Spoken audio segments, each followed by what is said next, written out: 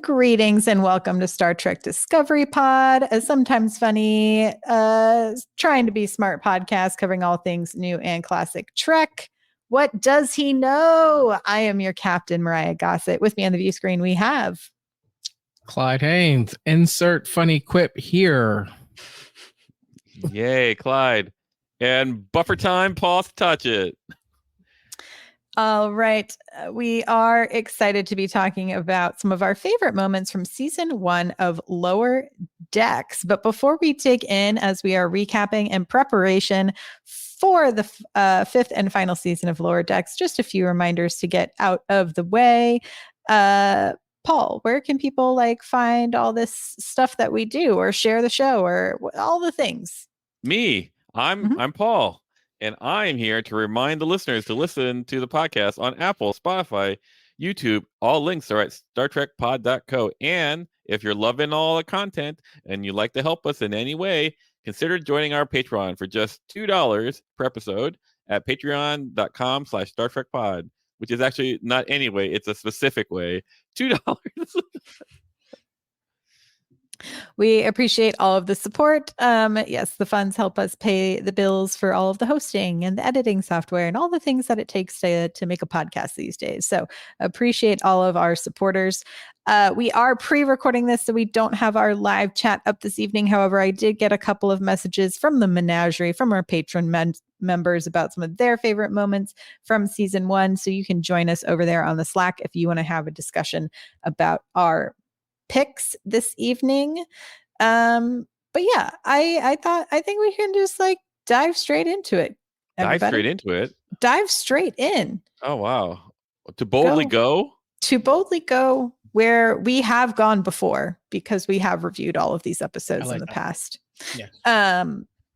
But I kind of going back, I rewatched all of this season in preparation for this evening. And I, for one, forgot how, there's some epic and incredible points of jokes that have now built throughout the seasons when you go back and rewatch, that I just have a big new profound appreciation for season 1. What did y'all think as you were sort of working on your list? What were some of your initial thoughts? Hey, me. I'm Paul. Let's see. I'm always in awe of how warp speed the first season of Lower Decks was. Truly. I Strange New Worlds did that too, but even Strange New Worlds had episodes where I go okay, this is okay.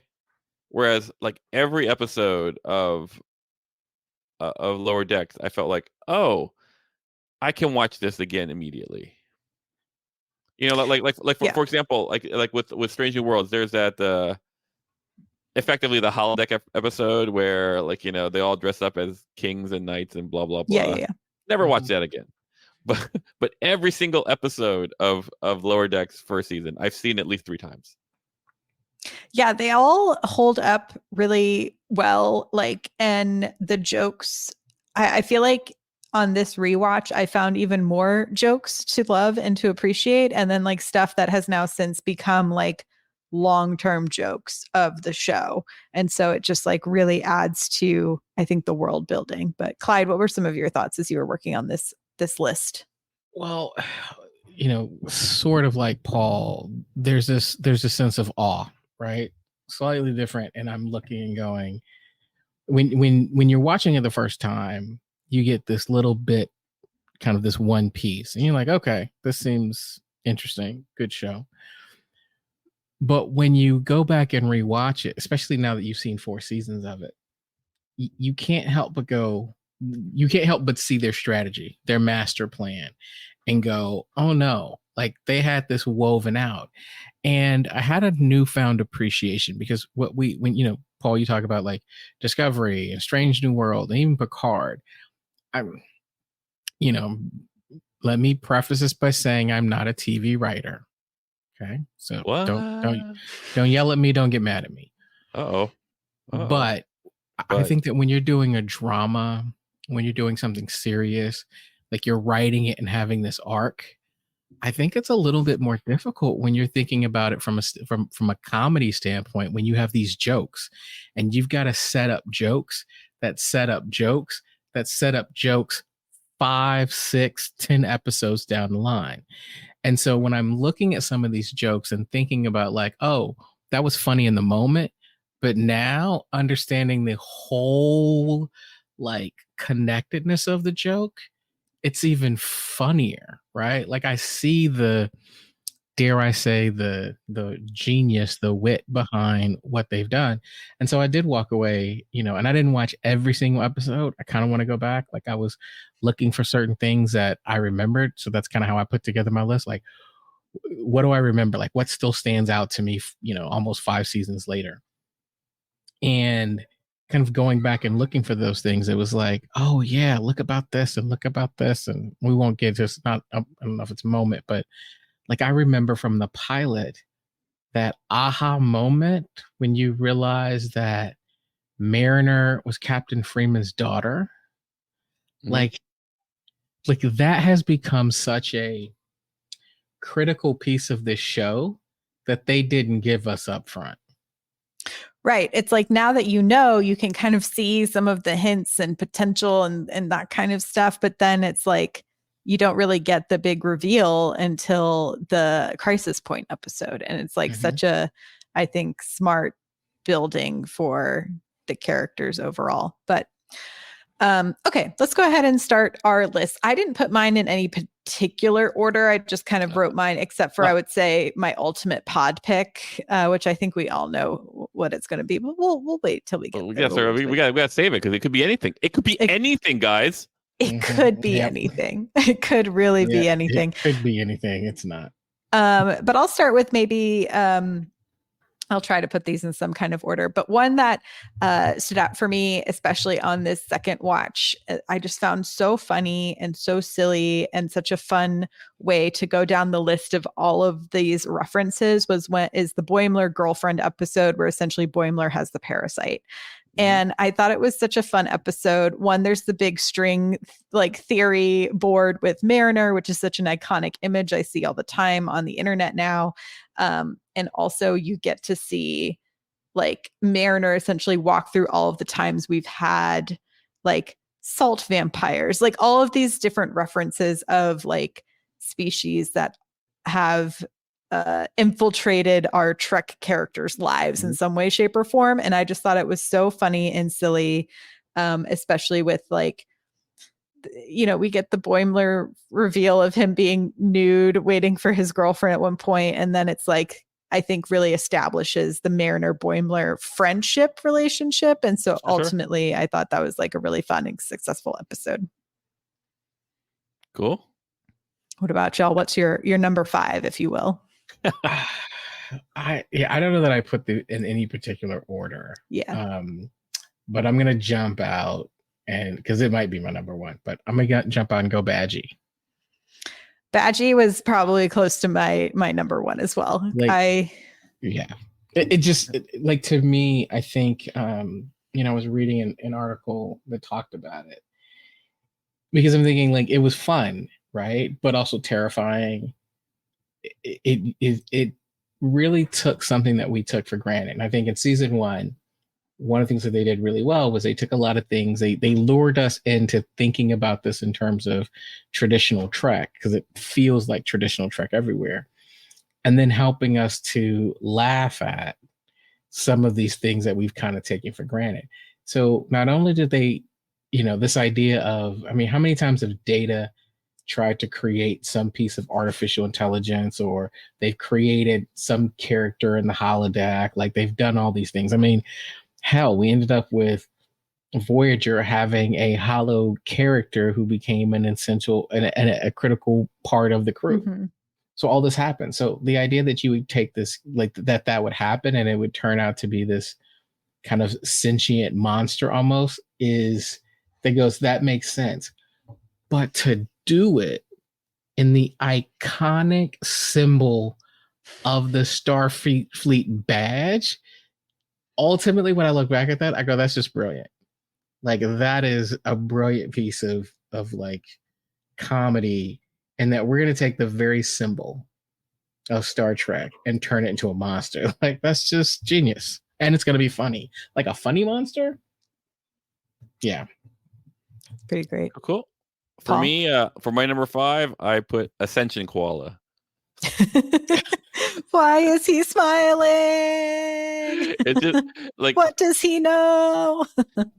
and the reason why I picked that was because like, and I love Lower Decks because of all its internal jokes, but that are referential to blah blah blah, and a lot of them will be these things. But when it comes up with something in, what's the word I want to say, in universe and new and original at the same time, I really appreciate that. I feel like, and that was one of the things that I thought was like, oh, this is like completely random. It's almost a throwaway, but it's, it says like, I'm Star Trek and I am Lower Decks. We are the same. We are in there's a Venn diagram, but it has its own identity. Does that make sense? And yeah, they're like, oh, we're going to play in the world and the canon that but we're also going to establish our own canon because we can. That's right. So, and I think, like, I just remember that moment, like, I was like, oh, that's very good. Agreed. Okay. My next pick was the episode Moist Vessel, which is when we finally get the reveal kind of outwardly that Mariner is Captain Freeman's daughter. And just like them having that argument while chiseling with rocks was just like so relatable in so many ways. And then also just so funny and yet also built so much for the characters. I also just like really enjoy, because it's animation, this show can do so much more than I think a lot of our live action can. Like the idea of these ships being fully taken over by this organic matter is something I think we could only really achieve in an animated show, because it would be such a big swing for a live action show. So it's an episode for me that I think really takes advantage of its art form and its format. Couldn't agree more. more. Love it. I mean, it's just a great episode. It's a great with episode. a great title. I mean, every time I see or hear the title Moist Vessels, I can't help but laugh just a little bit. I think for me, it is, I'm gonna go back to kind of look at my notes here. I'm gonna go back to Envoys, episode 2. The reason why I like this episode is this is the second episode of the series, and we get this almost immediate, like, this is not your Trek, right? Because typically we've always experienced the Klingons as this big, bad, scary force. Like, even as allies, they're scary allies, right? They're tough allies. And then Mariner's like, I like to party with these guys. We're Right. going to drink the blood wine. We're going to go get some bowl of worms. Like, yeah, she's just all into like it's almost like, hey, let me show you my side of the Klingons. And so this is where we start to realize that, wow, Mariner's really different. And then it's the ongoing joke that she's lived this entire life that you don't know about, right? And so this is kind of the beginning of that. And I think even it might be this episode of the first episode when we see her swing the bat left, which is also one of my favorite moments. But like, we just immediately go, yeah, everything that you think you're gonna think about this show, don't think it. And so I like this one. I think that's like a smart tie to the cold open of the first episode, which is where she swings around the batlet and like slices Boimler's leg open. Exactly, and it's just like cut to credits on the Boimler scream. Yeah. Like it's like cartoon meat. Like Green Eggs and Ham when it cuts in and they were like going, oh, well, they're making a choice there. This is what this is. It announces its presence with authority. Yeah, 100%. Paul, what's your next pick? Okay, so for my number 4, like this was an episode. It's chock full of stuff, like, but the episode that I watched and I go like, oh, I didn't remember how good this episode was. And this episode 3, where it's Temporal Edict. And like, this is where the concept of buffer time happens, where Boimler is like a super nerd and is able to do everything like, within the time allotted, but the people can't keep up with, can't keep up with him. But like it starts off so strong with like, the captain like throwing shade on Cardassians. Like I learned to do all that stuff, and we all know they're creepy or so. Because she was supposed to go on like a diplomatic thing on exactly. And she's like, what did I learn Cardassian for? Like all of this stuff. And I'm like, yeah, no one ever really has just said it straight out like that. Cardassians are creepy. And it has all these like little things like at the very end, like there's this like nod, it's flash forward to the future where they give homage, but like actually they give a little shit to like Miles O'Brien. That's the most important, member of Starfleet. You also see Borg children sitting in that class, which then establishes that eventually we have like the Borg as part of the Federation. Yep. And like and the concept of buffer time was kind of first introduced like in this episode where Scotty met Jodie, in Next Generation, where it was just a throwaway conversation where Jodie like was asked like how long will it take. Basically Scotty was in hibernation effectively. He gets like unteleported out. He's working with Geordi, and Picard asks, like, how long will it take to do this thingamajigger? And then Geordi says, like, an hour. And then Scotty pulls him aside. How long will it really take you to do it? And then and then he goes, an hour. He goes, like, how would you do that? Like, how would, And so, like, the fact that, like, this episode is so deep cut in it's so referential, and it's just, I don't know. It's just very good. Yeah, I like that episode too because you have the planet they visit, that particular species like worships crystals, and then they accidentally bring down the piece of wood. Yeah. And then you have the classic Mariner line of like, you're not going to die from being hit by a spear. She's essentially like, you can't die in this world by getting hit by a spear. That would be absolutely crazy. And then when the crystal civilization invades the ship, that they're just like graffitiing stuff everywhere, and they're like, take our graffiti, have fun cleaning this up. Yeah, that's a really fun episode. Yeah, I think one thing I like about this episode is this is the point where we're still trying to figure out who Captain Freeman is, right? Because I think fast forward to season 4, and we're like, oh, Captain Freeman's great. But I think at this point, we're like, she's kind of tough. Like, who is she going to be? She's not lovable yet, right? Yeah. We're still trying to understand her. And so I think it's fun to go back and see her in this way. Totally. Okay, my next one is from the pilot. It's when Boimler is nude and gets eaten by the spider, and they're like, don't worry, he's just like the spider's just suckling. And I think like I remember that getting like a pretty big reaction, I think, from a lot of people being like, oh, is this going to be too vulgar? And I kind of appreciated that they took that kind of a swing of like, oh, this is something that only, again, we can do in animation and get away with. And I thought it was a really smart way to sort of set, I think, the big comedy swing tone that the show was going to really push forward.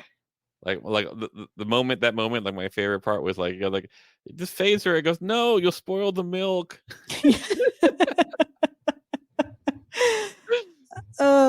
It's just like, yeah, it's such a like, you think it's this big creature that's going to take you down, but then they're just like, no, these are like farmers, and it's just like it just stopped nursing, it's just suckling on you, and it's like such a funny like juxtaposition for such a big creepy creature to then be like, oh, poor little baby, like. Yeah, I enjoyed the pilot a lot. Totes. Clyde? Yep, same. For me, I'm going with episode 7, Much Ado About Boimler. Mainly because, again, we're at this point where we're laughing at ourselves, right? We love Trek. And again, I love TNG. It's like, how many episodes in Trek do we have where someone accidentally has a transporter accident or something happens where they're in a half dimension and they can see, but nobody else can see them. And so for them to take a swing right in the first season to go, we're going to laugh at this because it's a bit of a trope that comes up a lot. And so we're going to step right into it. I was just like, I'm digging what I'm seeing here. Like, this is going to be a fun series. So it's kind of like laid the groundwork of going, don't take this too serious. Love it.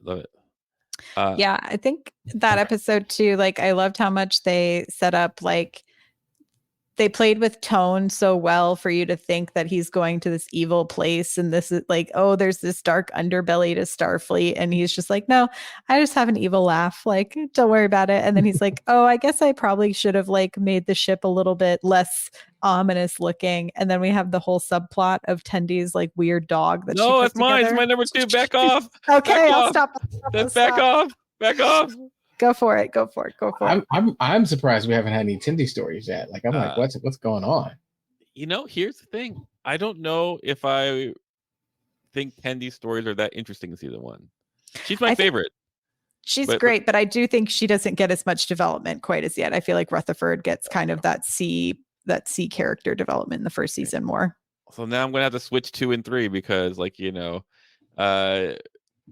because like you guys are on.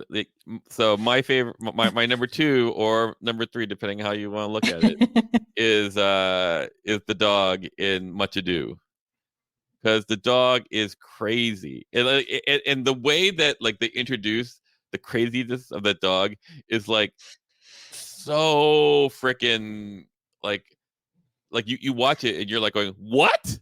And so, like, you know, like, because, like, you know, Tendy leaves, like, the first they introduce, hey, I just genetically engineered this dog.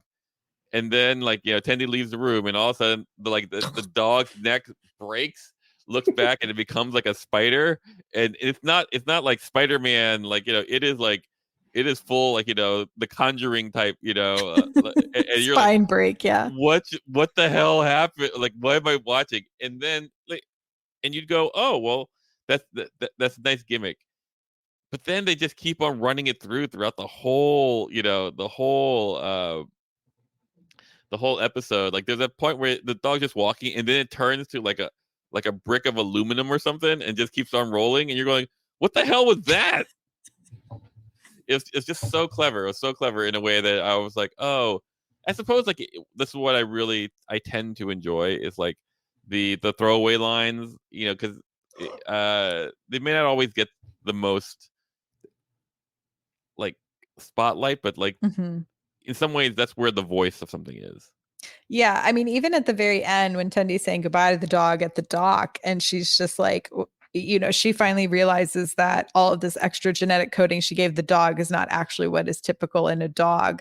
And then she's just like, but wait, you are a freak. And then the dog's like, I know, and I love it. I just didn't want to scare you. And then the dog just flies away. And you're just like, this is like, incredible. Like, and you're missing the most important thing. The dog is talking. Yes. Yeah, the dog talks. And then when Tendy's like, what do you mean dogs don't talk? Yeah. That was great. Kind of sticking on a Tendy point, but my next thing is the Crisis Point episode. It is one of my favorite things about the series is that every season we get a movie homage episode. And they just like, it's just so dense with references that it is just like a feast for the Trek mind, as well as still carving out, I think, all of its own like themes and topics and areas that it wants to explore. You know, speaking of Tendi, it's the episode where she kind of gets to really stand up for herself and be like, hey, like, not all Orions are pirates and thieves. And like, I don't really like playing into those stereotypes. And I thought that was a great Tendi moment.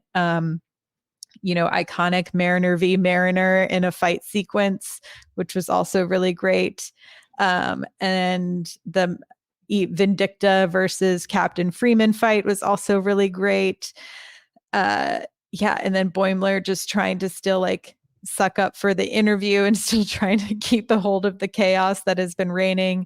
And then a thing that I had forgotten about, and I hope they pick back up at some point, is Rutherford and chief engineer, who have like a little bromance going by the end of that episode. But then by the end of the season, obviously Rutherford's whole memory gets like wiped and reset. So he doesn't have the knowledge of that like moment anymore. But I was like, oh, this is sweet and nice. And yeah, just overall Crisis Point. I loved that episode a lot. So Crisis Point was a big one for me too, for a lot of the reasons that you said. But one of the little pieces for me that made this stand out is it feels like this is when we were maybe introduced to Dr. Miglimo. Yes. And so Paul F. Tompkins enters the chat. And so I just looked and was like, for such a strange character, like, here we go. And I remember thinking, what the hell is this? I'm not sure I'm up for this. And here we are about to start season 5.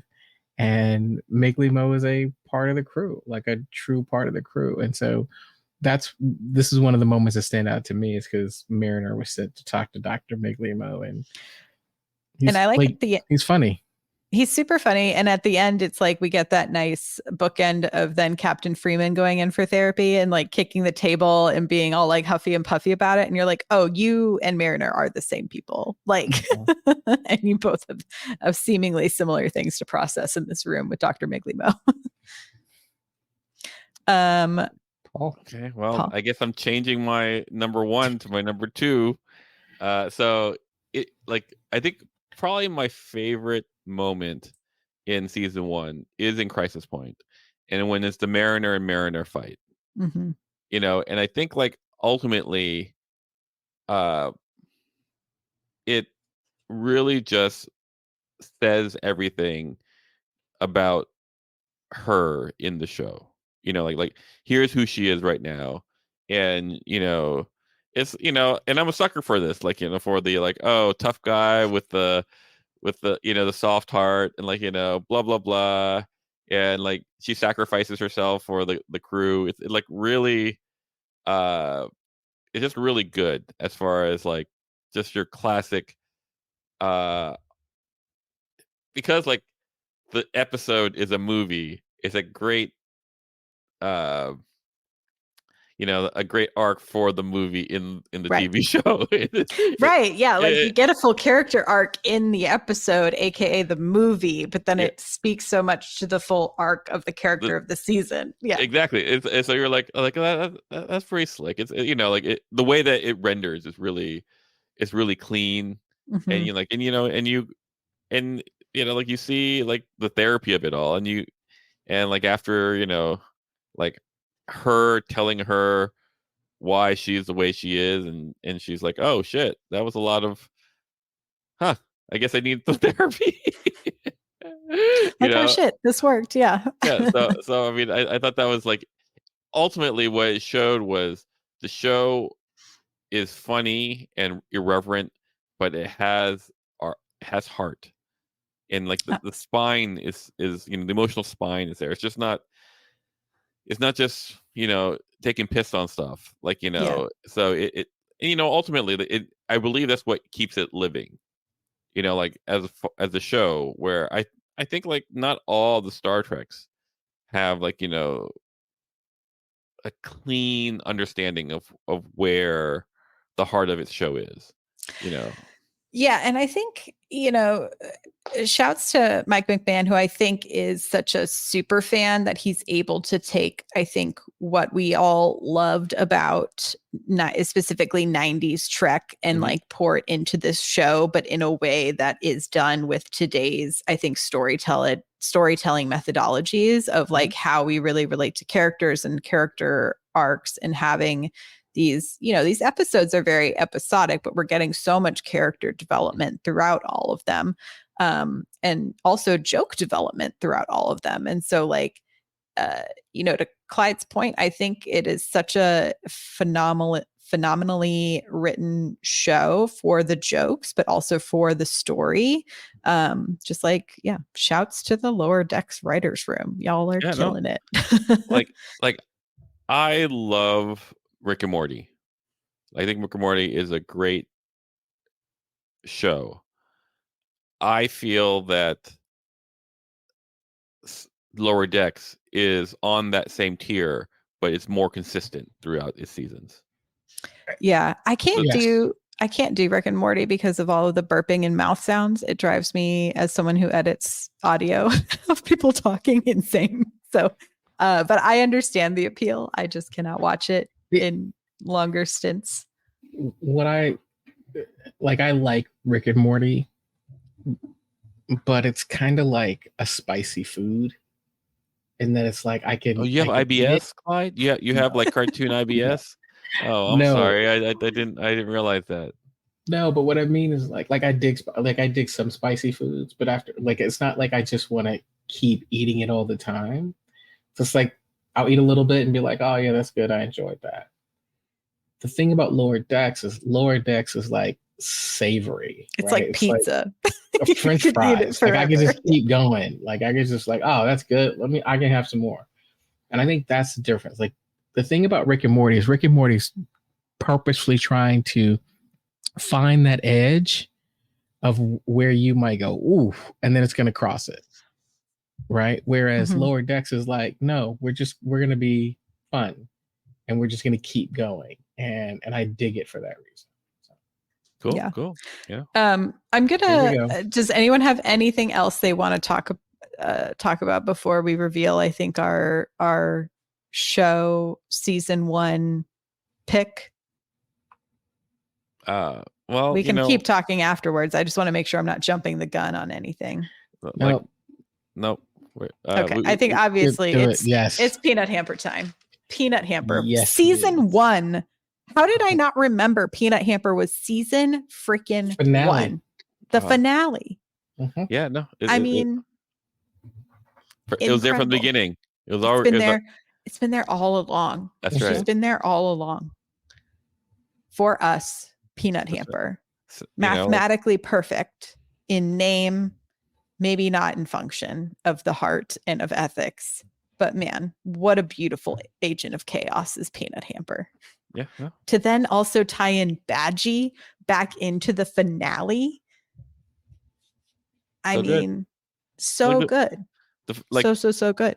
Like the finales on Lower Decks, I feel are really strong. Like I remember, and we'll talk about it later, but like when we're dealing with the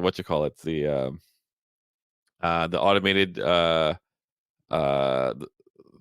Texas class, right? What's it called? It's called like the like evil AI, yeah. Yeah, and then all of a sudden like the oh no, it's the Cerritos and it's the it's the all these like California random, class. Yeah, I'm like going. It's like tear to my eye. It's just good storytelling. Yeah, they really knock it out.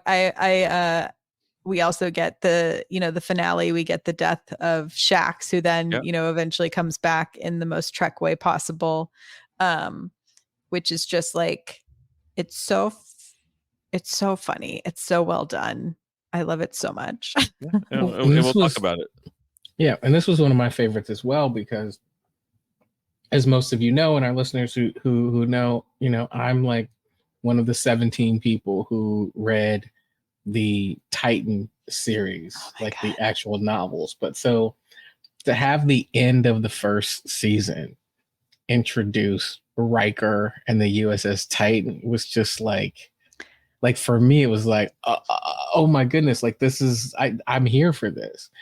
And so I thought, you've got Peanut Hamper, and I'm actually a Heather Donahue fan who voices Peanut Hamper. I mean, I don't, her voice is interesting, but the one thing that immediately I felt was that Peanut Hamper was so polarizing. Like I remember 100%. I remember our Slack channel went nuts over like Peanut Hamper and Team Peanut Hamper and team against Peanut Hamper. Like it was just crazy. And so I respect the fact that that was a really interesting talking point. So you have all these things that you guys mentioned. You've got this great episode. You bring back Badgie. You've got the introduction of like Peanut Hamper. You also again have Tindy, who has created yet another sentient being. Yeah. And then you bring in the Titan. Like, how do you not love this episode? Like, it's got all the stuffs. I mean, it really is a warp 5, 6, 7, 8. Damn. So much jazz. So much jazz. Marina de Sirtis. I mean, like you get Riker and Marina, and you get like a fun backstory of that Mariner, has like a favor owed to her from Riker, and like, yeah, the back lore of Mariner. I'm like, I know that Lower Decks is coming to an end, but can we get like a prequel that's just like the origins of Mariner? Some webisodes or something. Some short treks, if you will, would be great. But yeah, I mean, season 1 really, a great rewatch. If y'all haven't gotten back, it's a real easy rewatch. As much as I love watching the, the intros. If you skip the intros, it's an easy afternoon binge to get through all of those episodes. So, facts. and it's a fun afternoon binge. So, I mean, I love Lower Decks. It might be the most rewatchable Trek. Sure. Words. Truth. Preach. It's up there. I would say the easiest. It's the easiest rewatch. It's an easy rewatch. Yeah. Like Enterprise is probably the best. Right, Clyde? I mean, only if you need to see. But you only. I mean, there's a sweaty, half naked people. But there's a Ransom line where he's like, "Oh, just coming back from the holodeck, watching a little Enterprise, man." Or no, it's Riker comes in, right? Someone comes in and makes an Enterprise joke. I think it's Riker. It's like, "Oh, just watching some Enterprise on the holodeck." Yeah, it's crazy how long way to get here from there. Yes. I was like, God, these nerds, I love them so. No, but I do think you're right. Like, the thing about Lower Decks is it's at warp speed, right? Totally. So you're talking about 30 minutes tops, but it flies. So when you talk about easy to watch, you can pop it in, it's gonna hit you, and it's got that beat, boom, boom, boom, boom, boom, boom, boom, boom. The thing about the other series is they're not trying to speed up at all, right? You're talking about 45 minutes of a show. The intros are slower. Like, everything about them is like, we're just going to go out for a stroll. So as much I love TNG, and you've got like 20 something episodes a season, those aren't easy watches. They're enjoyable and they're fun to go back and watch, like Voyager. But I would say between maybe less about TOS, but for TNG, Voyager, and Deep Space Nine for sure, there are throwaway episodes. There are episodes every season and you're like, I don't know why you did that. Right? Like, that just kind of spun us in a circle. Yeah, but I think it's also in retrospect that we view the episodes like that now, because at the time it was like you had more time to get to know characters on television shows. And so the rapid pace of current TV is because we only get 10 episode orders. And so it's like you have to fit so much in. But I think Lower Decks does a really great job of balancing, I think, character development and jokes and plot, especially season 1. Really home run for me. Home run for season 1. Home run. Same. Any other thoughts on season 1 as we wrap this up? No, I am good. I would say, I was looking back thinking about the pilot where we see Rutherford and the I can't remember her name. She's the Trill ensign. Mm-hmm.